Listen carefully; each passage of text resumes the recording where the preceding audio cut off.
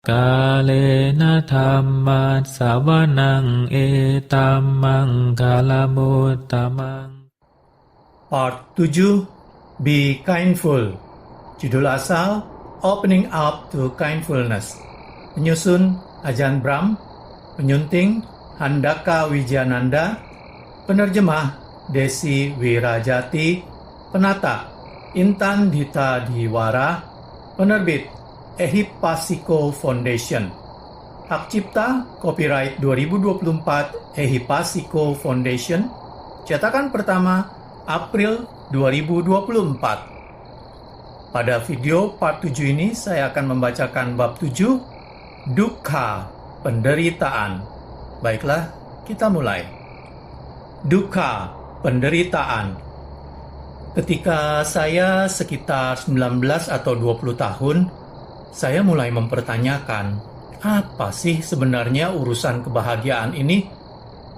Semua yang saya tahu adalah penderitaan. Harus belajar sangat keras dengan stres ujian. Saya mulai melihat orang-orang yang telah lulus perguruan tinggi. Apa mereka bahagia? Saya melihat beberapa teman yang beberapa tahun lebih tua dari saya telah lulus perguruan tinggi dan sekarang bekerja keras untuk beli mobil, dan mereka pikir ketika mereka punya cukup uang untuk beli mobil, mereka akan bahagia. Tapi begitu mereka mendapatkan mobil, mereka harus membeli apartemen kecil atau mereka mencari istri. Mereka berkata, "Oh, ketika saya menemukan istri dan menikah, maka saya akan bahagia." Itu lelucon besar, bukan? Salah satu ungkapan favorit saya berasal dari seorang pria yang baru saja menikah. Saya tidak tahu apa itu kebahagiaan sampai saya menikah, dan kemudian semuanya sudah terlambat. Ini hanya lelucon. Pernikahan dapat membahagiakan dan memuaskan. Walau begitu, saya melihat bahwa beberapa orang yang saya kenal dan telah menikah masih tetap tidak bahagia. Jadi, ada sesuatu yang salah dengan urusan menemukan pasangan hidup, maka kita akan bahagia. Ketika Anda menikah, Anda harus bekerja keras untuk menemukan rumah atau tempat untuk tinggal, dan itu sangat mahal. Kadang Anda harus mengambil pekerjaan kedua. Banyak orang berpikir bahwa setelah mereka beli rumah dan membayar utang bank mereka, maka mereka akan bahagia. Sementara itu, mereka punya anak. Begitu mereka punya anak, beberapa bulan pertama masih baik-baik saja. Tapi setelah beberapa saat, mereka pikir bahwa ketika anak-anak mereka sudah dewasa dan meninggalkan rumah, mereka akan bebas. Dan maka mereka akan bahagia. Tapi ketika anak-anak meninggalkan rumah, mereka tidak bahagia karena mereka semakin dekat dengan pensiun. Mereka pikir ketika mereka pensiun, maka mereka akan bahagia. Akan tetapi, ketika mereka pensiun, itu saatnya orang-orang mulai pergi ke wihara dan gereja. Anda tahu mengapa mereka pergi ke wihara dan gereja ketika mereka sudah tua? Karena mereka pikir jika mereka pergi ke wihara dan membuat banyak karma baik, ketika mereka meninggal, mereka akan bahagia. Saya sudah perhatikan itu pada sebagian besar hidup saya dan sebagian besar hidup orang lain. Gagasannya adalah ketika saya mendapatkan ini, maka saya akan bahagia. Ketika saya menang lotre, ketika saya menyingkirkan suami saya, atau ketika saya cerah, maka saya akan bahagia. Saya menyadari kita melewatkan intinya di sana. Quote, penderitaan adalah berpikir ketika saya mendapatkan sesuatu yang lain, saya akan bahagia. Unquote. Itu disebut nafsu. Itu disebut hasrat. Ketika Anda menginginkan sesuatu, itu berarti Anda tidak berada dengan yang Anda inginkan. Jadi ada ketegangan di sana. Saya ingin, tapi saya belum mendapatkannya. Ini berarti Anda harus bekerja keras. Anda harus berjuang. Anda tidak puas dengan diri Anda atau apa yang Anda miliki. Inilah yang Buddha sebut penderitaan. Kata penderitaan perlu dipahami, karena ketika saya menyadari bahwa Buddha mengatakan segala sesuatu adalah penderitaan, saya merasa cukup tertekan. Jadi menakjubkan ketika saya pergi untuk bertemu beberapa biku yang tercerahkan, saya melihat mereka sangat bahagia. Bagaimana Anda bahagia ketika segala sesuatu adalah penderitaan? Alasannya adalah karena walaupun ada penderitaan, juga ada akhir penderitaan. Ada keterbebasan dari penderitaan. Quote, ada penderitaan, tapi juga ada keterbebasan dari penderitaan. Unquote. Saya ingin bukti bahwa sesuatu seperti kecerahan itu ada. Saya ingin melihat biku yang bahagia dan damai. Jadi menakjubkan sekali untuk bisa tinggal bersama seorang biku seperti Ajahn Chah. Untuk melihat ia sungguh-sungguh bahagia. Akhir dari penderitaan itu ada. Dan Anda benar-benar bisa melihatnya. Saya melihat Ajahn Chah dan melihat bagaimana ia bekerja dan bagaimana ia berperilaku. Ada seorang manusia yang tidak ingin apa-apa, yang bahagia entah apapun yang terjadi, tapi yang juga bekerja keras, mengajar dan membantu orang lain. Dan ia mengajarkan kepada saya apa sebenarnya penderitaan ini dan jalan untuk mengakhiri penderitaan. Kadang kita bertanya-tanya, bagaimana kita mendapat kebahagiaan di dunia ini dan mengapa ada begitu banyak penderitaan? Seringkali penderitaan, seperti yang dikatakan Buddha, disebabkan hasrat dan nafsu. Anda berpikir, ketika aku mendapatkan ini, aku akan bahagia. Ketika aku mengubah ini, keadaan akan berbeda. Ketika aku ganti pekerjaan, ganti pasangan, ganti negara tempat saya tinggal. Apapun itu yang Anda ganti, Anda pikir maka Anda akan bahagia. Saat itulah saya ada cerita ini. Ini cerita tentang dua bersaudari yang datang ke wihara kami untuk konseling. Apa masalah Anda, Bu? Saya berkata kepada wanita pertama. Masalah dia adalah dia telah menikah dan mengalami masa sulit. Banyak kesulitan, banyak masalah. Dan dia bertanya-tanya, apakah dia dan suaminya cocok atau serasi? Saya berkata, begini, ketika Anda menikah dengan seseorang, tentu itu bisa menjadi penderitaan, tapi itu juga bisa memuaskan. Jadi Anda harus benar-benar mengerahkan lebih banyak tenaga dan upaya untuk membuatnya berhasil. Saya lalu memberinya beberapa tips mengenai bagaimana membuat pernikahannya berhasil. Saya tidak menentang pernikahan. Saya hanya senang membuat lelucon tentang pernikahan. Hidup akan menjadi jauh lebih baik jika prioritas Anda benar. Jika Anda berada dalam pernikahan, cinta kasih Anda terhadap satu sama lain lebih penting daripada menjadi benar. Jadi ingat mengapa Anda menikahi orang itu dan bikin orang itu penting di mata Anda. Sering sekali terjadi dalam pernikahan bahwa kadang kita berpikir pasangan kita menyepelekan kita dan bahwa kita tidak lagi penting bagi mereka. Kita merasa bahwa kita ingin bicara kepada mereka, tapi mereka tidak mendengarkan. Terjadi kurang komunikasi. Jadi, tidaklah sulit untuk mengembalikan pernikahan kembali ke jalannya. Anda harus selalu melaksanakan falsafah 3 pertanyaan dari Tolstoy dengan pasangan Anda. Kapan waktu yang paling penting?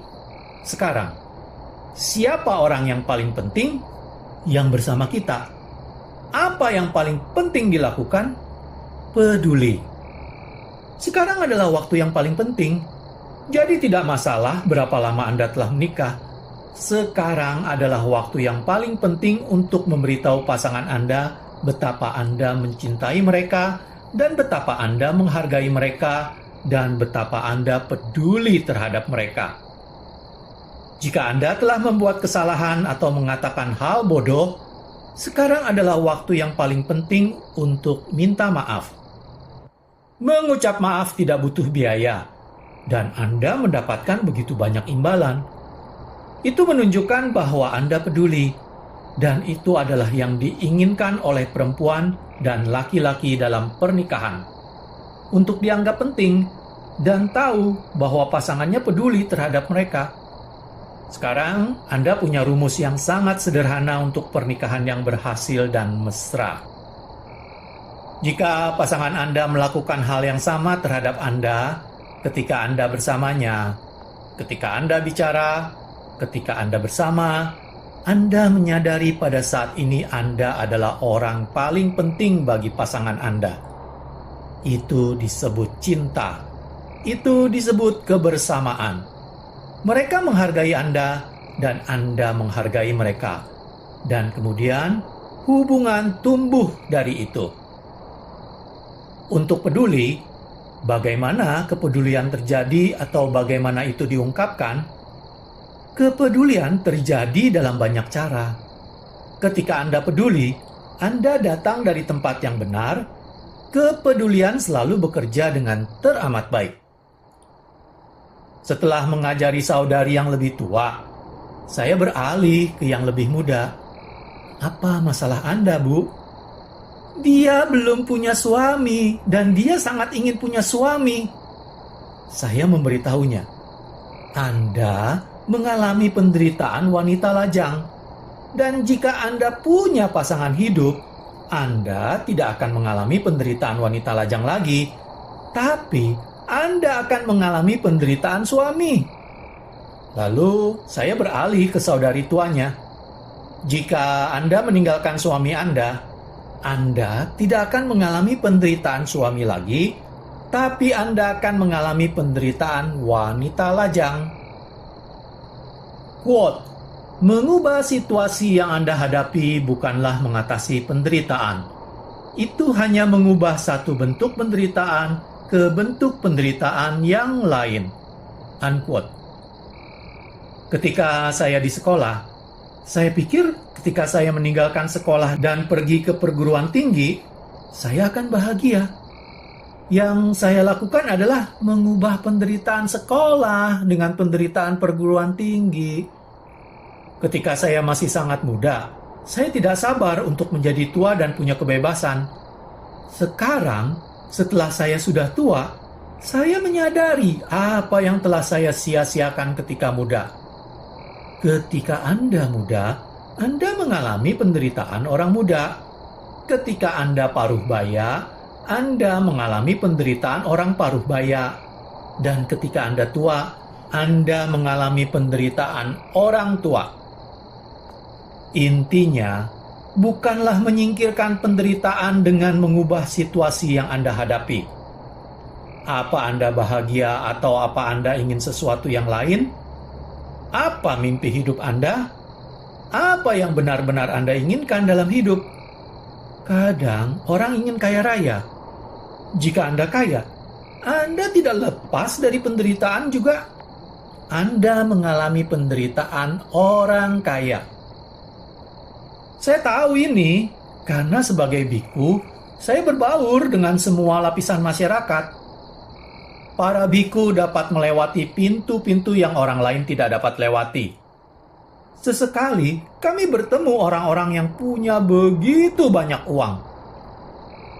Saya ingat, pada suatu kesempatan, saya harus melakukan pemberkatan rumah di Perth untuk seorang wanita yang sangat kaya raya. Ketika kami datang ke rumahnya untuk makan pagi, kami duduk dan minum teh, sementara makanan dipersiapkan. Saya permisi pergi ke toilet. Dia harus menggambar peta buat saya untuk memberitahu bagaimana melewati ruangan-ruangan di wismanya untuk sampai ke toilet. Setelah itu, saya mengobrol dengannya dan bertanya berapa orang yang tinggal di sana. Hanya saya? Perempuan malang itu punya wisma sangat besar dan kekayaan begitu banyak. Tapi dia teramat kesepian. Dia tidak punya siapa-siapa untuk berbagi malam dengannya, untuk berbagi suka dan duka. Saya bertanya kepadanya, "Kenapa begitu?" Dia bilang, dia takut saudaranya akan minta uang kepadanya. Dan soal teman, dia tidak tahu apa mereka berteman karena mereka menyukainya atau karena cuma ingin uangnya. Itu penderitaan orang kaya. Orang kaya sangat kesepian karena kadang mereka tidak dapat mempercayai teman dan saudara mereka.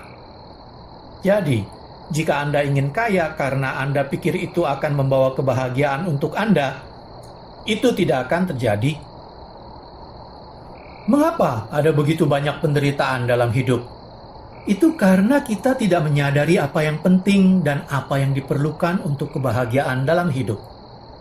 Di Barat, mereka punya tradisi eologi. Saudara atau seseorang akan mengatakan sesuatu tentang kehidupan orang yang baru meninggal. Tidak pernah satu kali pun saya dengar orang bilang berapa banyak uang yang mendiang miliki di bank atau seberapa besar rumahnya. Ketika seseorang meninggal, yang kita kenang hanya betapa bajiknya, betapa tanpa pamrihnya, betapa murah hatinya mereka. Hal-hal itulah yang benar-benar penting, karena itulah yang membuat kebahagiaan. Quote, "Hanya pada kematian seseorang kita ingat apa yang benar-benar penting dalam hidup. Kebajikan, kemurahan, keramahan, dan pelayanan kepada masyarakat." Unquote. Jadi, yang seharusnya kita cita-citakan bukanlah untuk menjadi orang paling kaya di dunia, tapi menjadi yang paling bajik, bukan punya rumah yang paling besar, tapi punya hati yang paling besar. Bukan menjadi orang paling agresif dalam mencapai tujuan, tapi menjadi orang yang paling penyayang. Bukan orang yang mendapat paling banyak, tapi orang yang memberi paling banyak. Itulah rahasia untuk mengakhiri penderitaan. Kadang kita pikir ada yang salah ketika orang meninggal secara tragis atau ketika kita kehilangan pekerjaan. Itu tidak adil, pikir kita. Saya sudah melakukan semua hal yang benar. Apa kesalahan yang telah saya lakukan? Kenapa saya? Kenapa ini terjadi? Saya ingat cerita tentang seorang pria yang datang menemui guru saya, Ajahn Chah. Dia menjalani wajib militer di Angkatan Bersenjata Thailand, dan kemudian dia tertembak dan terluka cukup parah. Dia datang untuk mengeluh kepada Ajahn Chah. "Kenapa saya? Karma macam apa yang telah saya lakukan sampai saya tertembak?" Ajahn Chah menatapnya dan berkata, "Kamu ini tentara. Menurutmu, apa yang terjadi pada tentara? Kamu menembaki orang lain. Apa yang kamu harapkan? Orang lain akan menembakkan peluru ke arahmu. Dan beberapa peluru itu akan kena sasaran. Itu sudah bisa diduga. Ketika kamu bergabung dengan angkatan bersenjata, kamu seharusnya baca tulisan kecil bahwa kamu bisa tertembak, bisa terluka. Karma yang menyebabkan itu terjadi adalah bergabung dengan angkatan bersenjata." Kemudian Ajahn Chah menjelaskan lebih lanjut. Ia mengatakan, beberapa orang mati muda, beberapa mati karena serangan jantung, beberapa mati dalam kecelakaan mobil, beberapa mati tersambar petir, beberapa mati dalam tsunami, dan beberapa hanya jatuh mati begitu saja. Ia berkata, "Kenapa itu terjadi? Apa kamu tidak membaca tulisan kecil sebelum kamu lahir di alam manusia ini?" "Ada di sana, tulisan kecil itu." Kamu bisa mati kapan saja karena apa saja. Seperti itulah menjadi manusia. Alasan kita menderita adalah karena kita punya pengharapan. Kita meminta sesuatu dari hidup yang tidak akan pernah dapat diberikannya. Kita minta sesuatu dari suami atau istri atau anak-anak kita yang tidak akan pernah bisa mereka sediakan. Rahasia mengatasi penderitaan hanyalah dengan menyadari kebenaran hidup. Kita harus membuat keinginan kita realistis. Suami memang seperti ini, dan istri memang seperti itu. Anak-anak memang seperti itu. Mereka tidak akan semuanya menjadi dokter dan menikah dengan orang yang kita ingin mereka nikahi. Mereka juga tidak akan selalu tinggal di sebelah rumah, sehingga kita dapat merawat mereka seumur hidup.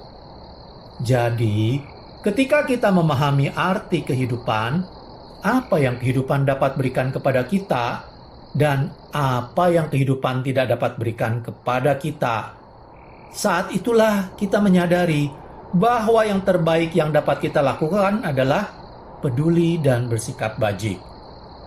Kita tidak bisa berharap untuk dihargai karena kemurahan hati kita. Kita harus memberi tanpa harap kembali. Kita juga harus menyadari bahwa kebahagiaan tidak terletak di suatu tempat mistis pada masa depan. Nafsu berkata, "Begitu aku mendapat ini, maka aku akan bahagia." Jadi kadang kita meluputkan intinya. Quote, "Kebahagiaan sejati kita ada di sini, saat ini." Unquote. Saya akan mengakhiri bagian ini dengan salah satu rahasia untuk mengakhiri nafsu. Ini lagi-lagi cerita dari buku saya, Si Cacing dan Kotoran Kesayangannya. Ini cerita tentang seorang biku yang pergi ke penjara untuk mengajar narapidana. Setelah berminggu-minggu, para narapidana mengundangnya tinggal untuk minum teh. Mereka mulai bertanya kepadanya, bagaimana rasanya di wihara hutan? Bagaimana kami harus bangun sangat dini pada jam 4 pagi? Bagaimana kami harus bekerja sangat keras dan tidak ada seks, tidak ada olahraga, tidak ada televisi, tidak ada radio, tidak ada musik. Kami bermeditasi sepanjang hari, tidur di lantai, makan 1 kali sehari, semua dalam mangkuk yang sama. Kami tidak mendapatkan apa yang kami inginkan. Para narapidana itu sungguh sangat terkejut bahwa di penjara jauh lebih mudah daripada di wihara hutan. Secara fisik, jauh lebih nyaman berada di penjara daripada menjadi seorang biku. Wihara jauh lebih ketat dan secara fisik lebih berat. Jadi, salah satu narapidana karena rasa iba yang salah terhadap teman biku mereka yang mereka sayangi dan tidak berpikir tentang apa yang dia katakan, berkata, "Itu mengerikan sekali. Begitu keras di wihara Anda. Kenapa Anda tidak datang ke sini dan tinggal dengan kami saja?" Narapidana itu mengundang biku itu untuk tinggal di penjara. Ketika dia menyadari apa yang dia katakan, dia tertawa terpingkal-pingkal. Mengapa ada daftar tunggu untuk orang-orang yang berusaha bergabung dengan wihara petapa, tapi ada daftar tunggu untuk orang-orang yang berusaha keluar dari penjara? Intinya adalah orang yang di wihara ingin berada di sana, tapi di penjara orang tidak ingin berada di sana. Itu perbedaan utamanya. Dari cerita itu, saya menyadari bahwa hidup punya banyak penjara untuk Anda. Quote, "Tempat manapun yang Anda tidak mau adalah penjara Anda." Unquote. Jika Anda menikah dan Anda tidak ingin berada di sana, maka pernikahan Anda adalah penjara bagi Anda. Jika Anda biku, tapi Anda lebih ingin berada di tempat lain, maka menjadi biku adalah penjara bagi Anda. Jika Anda sakit kanker dan Anda tidak menerima sakit, maka tubuh Anda menjadi penjara bagi Anda. Buddha memahami itu, dan ia bicara tentang bagaimana melepas diri dari penjara kehidupan. Anda tidak perlu ganti pekerjaan, ganti pasangan, atau ganti badan. Bukan seperti itu cara kabur dari penjara. Satu-satunya cara kabur dari penjara adalah mengubah sikap Anda dari tidak ingin di sini menjadi ingin di sini. Ketika Anda ingin di sini, Anda mengakhiri nafsu. Jika Anda ingin di sini, ini sudah lumayan. Maka Anda akan menemukan kecukupan hati, rahasia untuk mengakhiri penderitaan. Quote, kecukupan hati adalah rahasia untuk mengakhiri penderitaan. Unquote. Anda mungkin berpikir, hanya jika Anda mendapatkan kenaikan pangkat itu, maka Anda akan bahagia. Tapi, jika Anda mendapatkan kenaikan pangkat dengan lebih banyak tanggung jawab, Anda akan harus bekerja lebih keras, dan Anda akan mendapat lebih banyak tekanan. Jadi, apapun yang Anda miliki sudah lumayan. Baiklah, saya memang tidak mendapat gaji terbaik, tapi ini sudah lumayan. Saya tidak punya tubuh paling indah di dunia, tapi ini sudah lumayan. Saya tidak punya anak-anak terbaik di dunia, tapi ini sudah lumayan. Ketika Anda punya sikap lumayan yang indah ini, maka Anda bercukup hati. Itu tidak berarti Anda malas dan tidak bekerja keras. Anda tidak bekerja keras untuk mendapat sesuatu. Anda bekerja keras untuk memberi. Itu bedanya. Terlalu banyak orang bekerja keras untuk mendapatkan imbalan. Tapi usaha sejati, cinta sejati, bukanlah untuk mendapat, tapi untuk memberi. Bagaimana saya bisa membantu perusahaan? Bagaimana saya bisa membantu keluarga saya? Bagaimana saya bisa membantu masyarakat saya? Inilah makna kehidupan. Quote, cinta sejati adalah untuk memberi. Unquote. Keinginan seperti ini menjadi tidak bersifat pribadi dan tidak membawa pada penderitaan. Ketika Anda ingin mendapatkan sesuatu, berpikir bahwa dengan begitu Anda akan bahagia, itulah penderitaan. Ketika Anda bekerja sangat keras, tanpa pamrih, itulah kebahagiaan. Kadang saya bekerja keras sekali sebagai biku, tapi saya mendapat banyak kebahagiaan. Mengapa begitu? Karena ketika saya kerja keras, saya tidak bekerja untuk mendapatkan apa-apa. Saya kerja keras untuk memberi. Dan saya telah menemukan rahasia untuk kebahagiaan. Ketika Anda bekerja untuk mendapatkan sesuatu, Anda akan menderita. Anda kemungkinan tidak akan mendapatkannya. Atau, jika Anda mendapatkannya, itu bukanlah seperti yang Anda pikirkan. Itulah mengapa Oscar Wilde pernah mengatakan, hanya ada 2 tragedi dalam hidup. Satu adalah tidak mendapatkan yang diinginkan, dan satunya lagi adalah mendapatkan yang diinginkan. Penyebab pertama penderitaan adalah tidak mendapatkan yang Anda inginkan. Dan penyebab kedua penderitaan adalah mendapatkan yang Anda inginkan. Karena Anda akan menemukan bahwa itu tidak seperti yang Anda harapkan, dan itu mengecewakan Anda. Quote, semua keinginan tidaklah setia terhadap Anda. Mereka menjanjikan kebahagiaan kepada Anda. Tapi begitu Anda mendapatkan yang Anda idamkan, itu tidak memberi Anda kebahagiaan pula. Unquote. Cara kerja pemasaran itu aneh. Ada satu cerita dari masa ketika saya masih pelajar muda. Saya melihat iklan di TV untuk Saint Bruno Tobacco. Itu iklan yang hebat. Ada pria bertampang biasa-biasa saja yang berjalan sendirian. Dia tidak punya pacar, dan tidak ada yang pernah peduli kepadanya. Tapi kemudian, dia memasukkan Saint Bruno Tobacco ke pipa rokoknya dan menyulutnya. Kurung buka, ini pada hari-hari sebelum kita tahu merokok menyebabkan kanker. Kurung tutup. Aromanya mulai merebak di jalan. Kemudian, seorang gadis yang menakjubkan cantik di bank mencium Saint Bruno Tobacco ini dan dia terpesona. Dia melompati counter mengikuti pria ini, terpikat. Lalu seorang gadis cantik berambut merah di agen koran juga melompati counter dan mengikuti pria dengan Saint Bruno Tobacco ini. dan gadis cantik muda lainnya di toko kelontong juga terpesona. Dalam sekitar semenit, ada barisan panjang wanita menakjubkan cantik yang mengikuti pria bertampang biasa ini karena Sin Bruno Tobacco memikat wanita.